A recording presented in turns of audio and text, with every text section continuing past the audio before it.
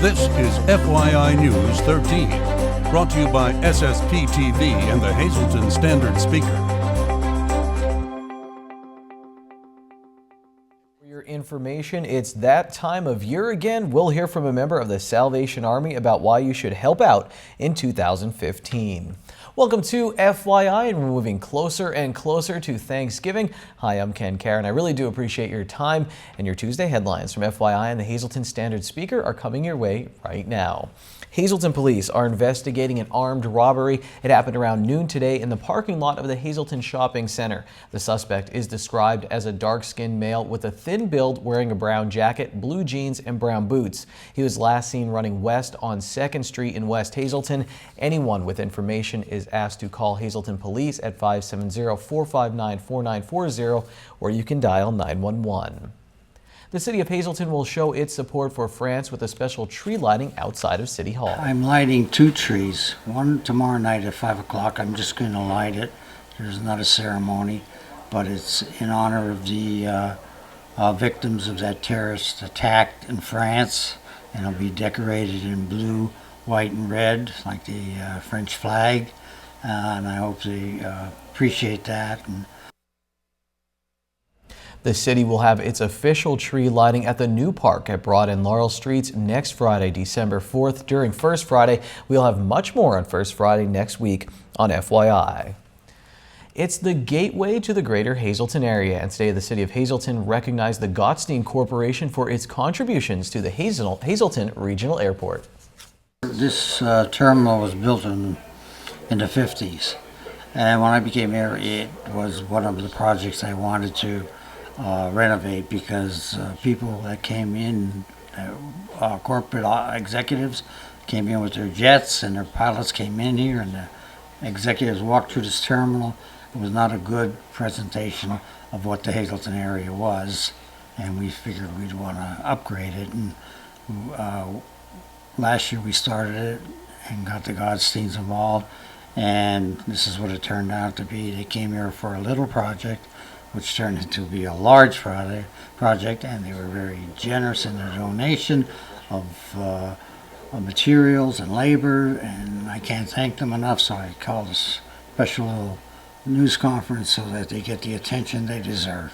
We travel all around the world with our business, and knowing that there's an airport in Hazleton, and probably wasn't being used to its fullest ability. And when I saw the ad in the paper, and just knowing Dominic and Mayor Yanuzzi, I figured it would be a good opportunity for her to try to spruce the area up, and hopefully bring in other airplanes, and whether it be a regional jet or corporate jets, something that would make it more attractive for other people and ourselves to fly in and out of Hazleton. I think that every little bit that we do is only going to benefit the area as far as travel. And especially with the businesses. I mean, this airport is a smaller airport, but it can still have a lot of private jets. A lot of corporations can bring their jets in, and a pilot lounge and a nice little terminal makes it convenient and friendly for them. And in other news, this Friday marks the official start of the Salvation Army's annual Red Kettle campaign. Lisa Sugart has more. It is my pleasure to welcome to our studios for the very first time Major Doris Gonzalez, who is the Corps Officer at the Salvation Army in Hazleton. We wanted to introduce her to our viewers and also have her talk about the upcoming Red Kettle campaign. Welcome to the area. Thanks for joining us. Thank you very much. It is a pleasure to be here today. Thank you for the opportunity. How long have you been in Hazleton? I arrived in the month of July, so that's roughly 5 months. So you're still getting your feet wet around here. I am, yes. But the community seems to be very supportive of the work and mission of the Salvation Army here, and it's certainly, everybody has been so delightful, so I'm very glad that I am here. Well, we are glad to have you here, our pleasure.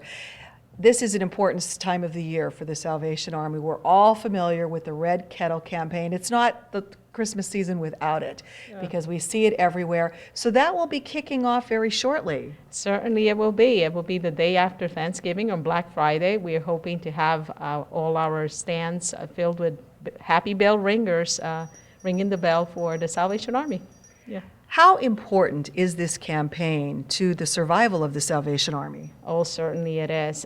During this time is the time when we raised our funds, or the majority of our funds, to not only be able to provide services during the Christmas season, but also for all of the other operating costs throughout the year. So certainly we're depending on the support from the community during this time heavily.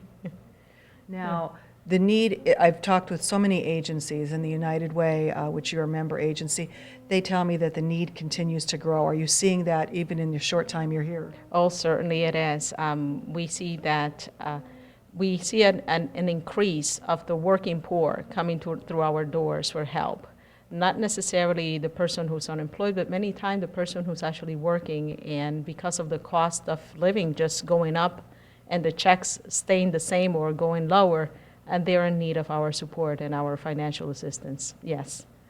And you provide help on a weekly or a daily basis during the week. I know everybody is familiar with the soup kitchen that is offered at the Salvation Army. Tell us about that and how important it is. That is actually a ministry that we do Monday through Friday. We serve lunch at 10:30 in the morning. Reason why we call it lunch and it's at 10:30 is because many of our clients, they have not eaten throughout the day, and that is their first meal. And for many of them, if they're in the situation that they're homeless, that is their only meal. So we serve Monday through Friday at 10:30, and we also have a bread line from donations from bread and baked goods that they are welcome to take home, so that way they can have something later in the event that they don't have anything else throughout the day. So yes. Wow, that is terrible to hear. Yes. You also offer a lot of other services people may not be familiar with. Yes, we have our food pantry as well, in which we once again help people with food. We also, during the Christmas season, provide toys for children through our Angel Tree program. Most likely you're going to start to see those around town and at the mall. And that's the way in which we people have the opportunity of buying a toy for a child for Christmas. For many of these children, these families, that is actually their Christmas right there. So we certainly depend on the community, and we're very grateful because although this is my first Christmas here, it looks like Hazleton is very generous during this time of the year. So I'm excited to see what is ahead. Very good. A pleasure to have you here with us. Please come back often and keep us up to date. Please make this the Salvation Army's most successful Red Kettle campaign to date. Yes, thank you. Thank you very much. Thank you. Thank you very much, Lisa. Well, coming up next, we have your local weather forecast and your winning midday Pennsylvania lottery numbers. And in sports, we'll remember a local coach who passed away on Monday.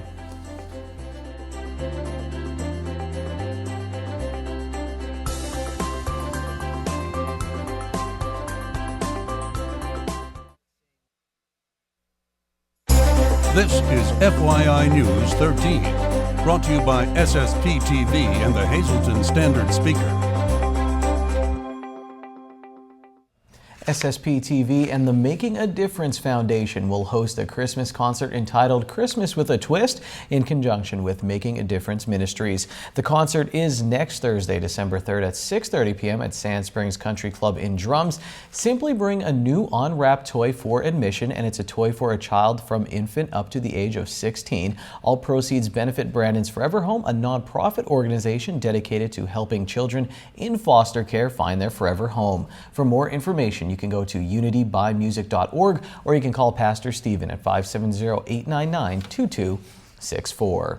And speaking of Christmas programs, SSPTV will feature a variety of local Christmas programs throughout the holiday season. Please stay tuned to FYI for details on our very merry programming here at SSPTV and our plans to make your holidays bright. Time now for FYI News 13 weather. Highway to the danger zone. This is a cool shot from our John Eric Pola as he spent part of his very late fall type day at the Hazleton Airport. Here's our local forecast from the National Weather Service. Tonight will be partly cloudy, our low 24 degrees, as we will have a calm wind in the evening. On the 4-day outlook, Wednesday will be sunny with a high near 43 degrees with a calm wind. On Wednesday night, mostly clear, low of 33 degrees. For our Thanksgiving, mostly sunny with a high near 51 with a south wind from 5 to 10 miles per hour. On Thanksgiving night, partly cloudy, our low will be 42 degrees. Friday will be partly sunny, high in the mid-50s. Friday night, 40% chance of showers after 8 p.m., low of 38 degrees. Saturday, 40% chance of showers. Again, that's before 8 a.m. Partly sunny day with a high of 41 degrees. And then on Saturday night, partly cloudy, a low of 25 degrees. Now your midday winning lottery numbers on FYI. Pick 2, 4, 8, pick 3, 4, 8, 2, and pick 4, 9, 0, 5, 2, pick 5, 7, 4, 1, 0, 7. Here comes Law Talk on FYI, and stay tuned for the Sportscast.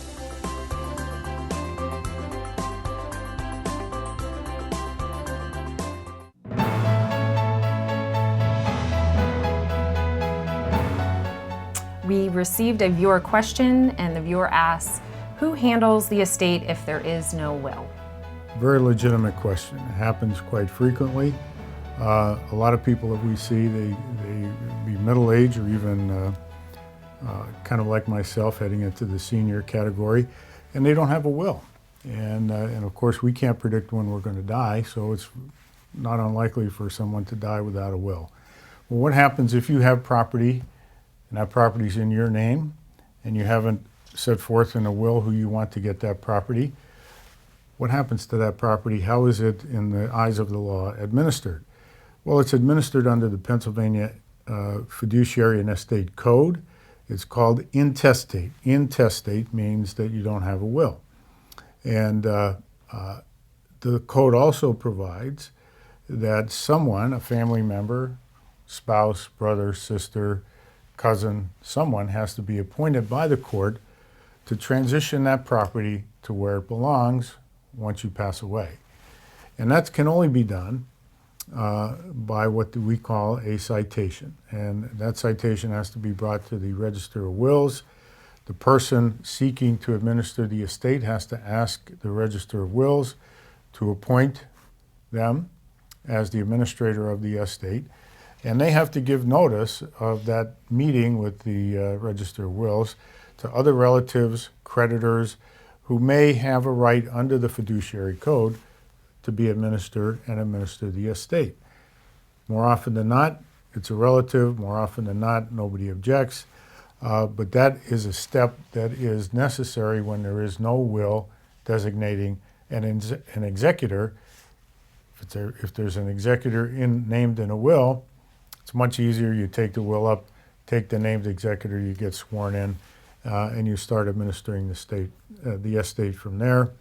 Without a will, you have to go through the citation process to have someone appointed. But effectively, once that's done, it's no different than having an executor in a will.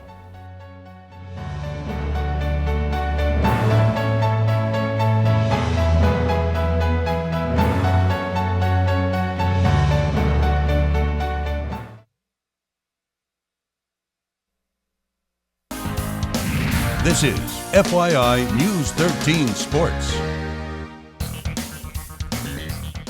We're kicking off the Sportscast by talking with some members of the Lady Prepper volleyball team from MMI. They're still flying high in Pennsylvania's highest borough over their silver medal in the District 2 Single A playoffs. Our John Eric Poli will take it from here.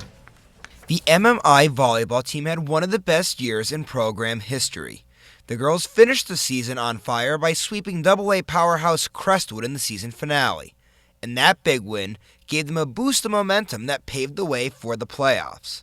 We needed a win against Crestwood. We came in with a positive attitude.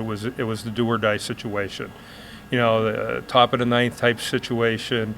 But the girls were you could see it in their eyes. They needed to get that win. They wanted that win.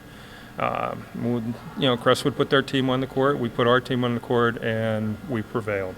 In the first playoff game, MMI knocked off the second seed Elk Lake in 3 straight blowout sets. The win over Elk Lake put the Lady Preppers in the Class A District Championship game for the second time in school history.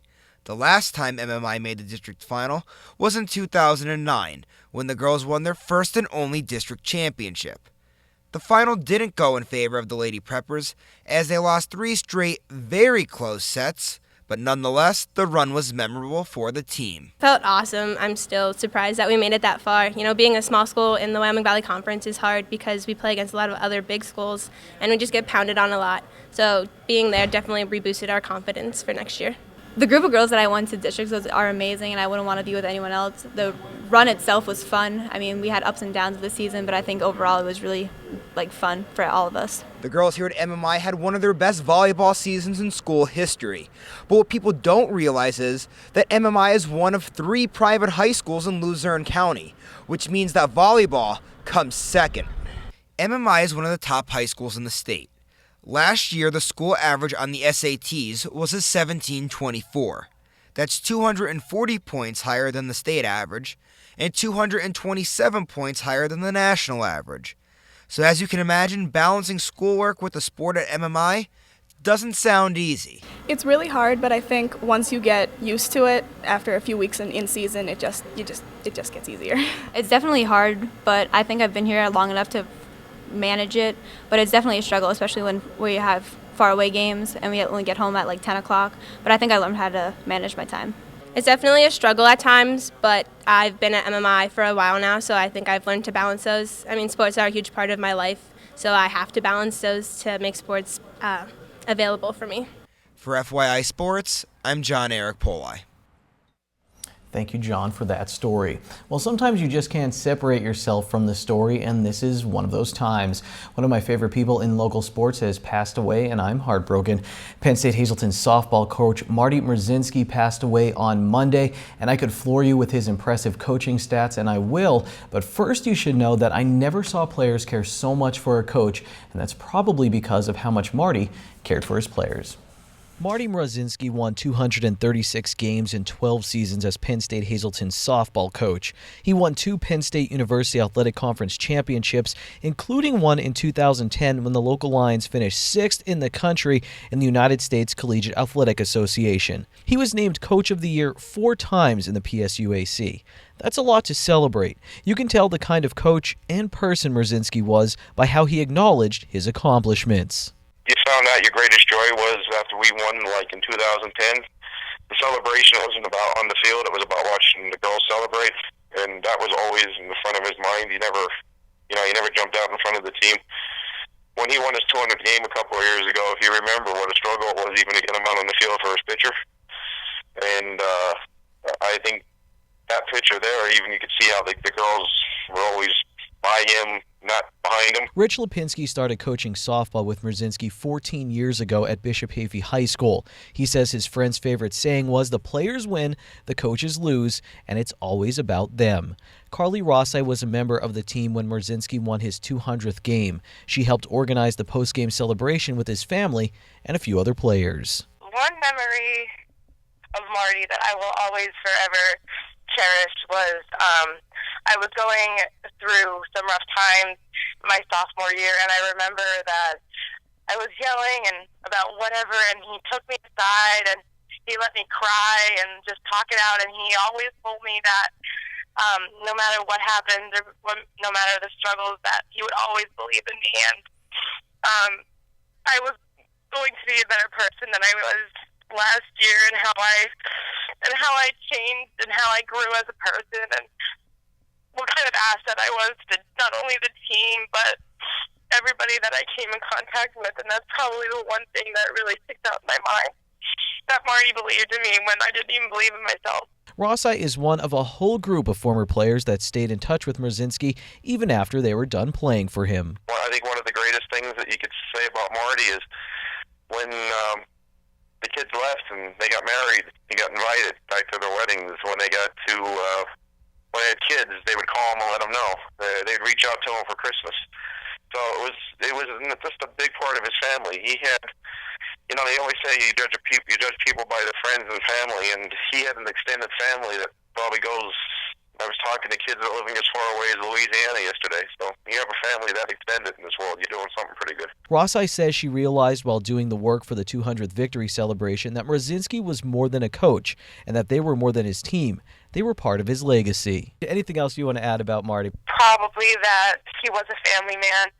His wife and his daughters and his grandchildren were everything to him, and we weren't just his players, we weren't just his team, we were his family, and we saw him as part of our family also, and he just brought so much to everybody who he crossed paths with, and the world is definitely a different place without him. After winning his 200th game, Rosinski made sure to highlight something he was very happy about during that season. Just like the other day, we had only our second home game in the season, and we've had 4 or 5 players from past teams show up just out of nowhere. They weren't invited. We had players from 2004, 2006, 2008, and 2010 teams. So that in itself, makes me feel good that they're still returning just to see us play. I'm sure they weren't just returning for the softball. I'm sure the players were coming back to see their coach, their friend, their family. His 30-year coaching career, Marty also coached women's basketball at Penn State Hazleton, and he made several stops at the high school level. He coached at Weatherly area, Bishop Hayfie, MMI, and he was getting ready to coach girls basketball at Wyoming Seminary. We'll have much more on his life on Out of Left Field. For right now, our thoughts and prayers are with his family. We'll miss you, Marty.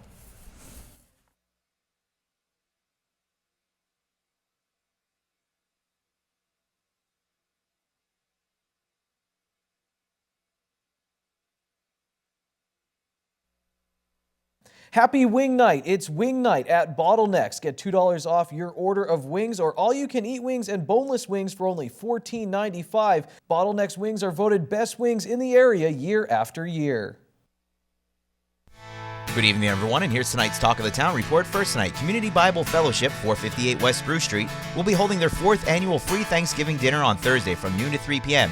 Eat-in, takeout, and delivery is available. For info, just call 570-790-3753. Our next announcement, St. Michael's Ukrainian Catholic Church in Shenandoah will be holding a Christmas bread sale, including poppy nut, apricot, and raisin. Cost is $13 each. Deadline to order is Wednesday, December 2nd, and they will be ready for pickup on Saturday, December 19th at noon. To order or for additional information, please call 570-462-0809. And finally, Booty's Place, located in the Churchill Mall, has their takeout window now open. Best just got better with pizza, hoagies, strombolis, calzones, dinners, and more. For call-ahead orders, just dial 570-5551. That's tonight's Talk of the Town. News 13 would like to send sincere condolences to the family and friends of these recently departed. Mary Ann Geary of Hazel Township. Funeral is Wednesday at 8 p.m. at the Hazel Chapel of the Crofton Hughes Funeral Home. Friends may call Wednesday from 6 to 8 p.m. Leo C. Septowski, formerly of West Hazleton. Funeral is Wednesday at 9:30 a.m. from the Hillary J. Bonin Funeral Home. Friends may call Wednesday beginning at 8:30. And John D. Heron of Hazleton. Mass is Saturday at 10 a.m. in the Annunciation Parish at St. Gabriel's Church.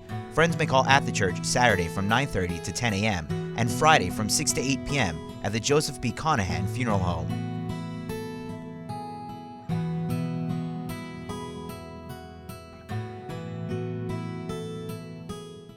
Attention pay-per-view subscribers, if you see your name right now on News 13, you'll have 13 minutes to call in and win a free movie from Service Electric Cablevision.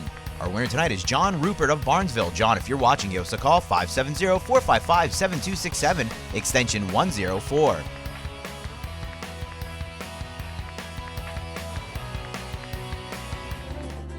Remember to check out our holiday programming coming up in stunning HD. It's going to be exciting holiday season here at SSPTV. We'll see you tomorrow. Take it easy, everyone.